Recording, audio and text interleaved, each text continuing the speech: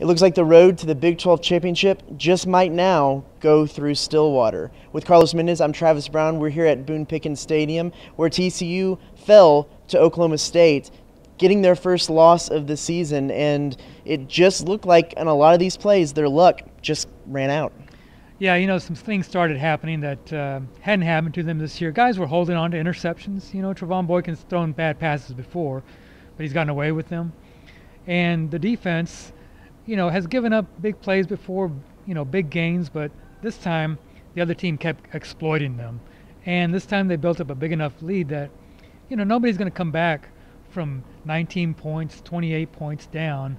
It's hard to do on the road. When you're not getting stops and you're giving the ball away, that's what games like this are made of. That's how they're built, and that's what happened today. And with that loss, with that luck running out, them actually catching those vertical passes and catching those interceptions that maybe TCU got lucky with before, it seems like any playoff hopes are lost for the Horned Frogs. Yeah, it'll be tough to regain them just because this is, everybody's watching you right now this time of year. November's not the time to lose. But, as Gary Patterson said after the game, they've still got a shot at the Big 12 title. They've still got a shot to make somebody eliminate them, purposefully, and make sure that they are included in the conversation. That's what's left for this team right now.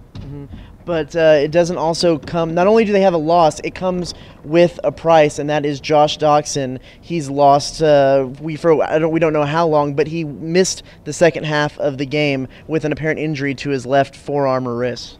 Yeah, and it looks pretty bad.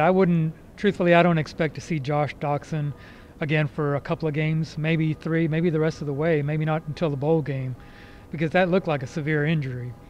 Now, what they do without him, offense-wise, from here on out, is up to Trevon Boykin. It's up to the other receivers. There's a lot of talent here. Trevon Boykin's a very experienced quarterback. They can get this offense rolling again, but Josh Doxson just provides a level of playmaking that you just don't get every year from every player.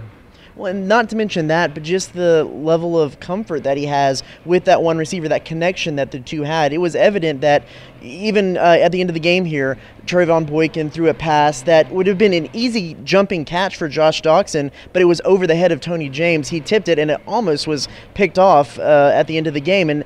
And so just those little inches between a player, this player and that player, can make for a great catch or for an interception. And after the kind of game that Trevon Boykin had tonight, the talks of the Heisman certainly might be out the window as well.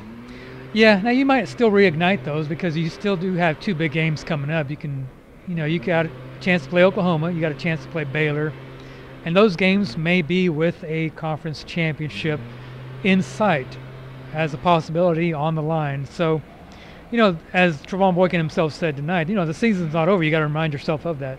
There's still 3 games to go. So we'll see what happens from there.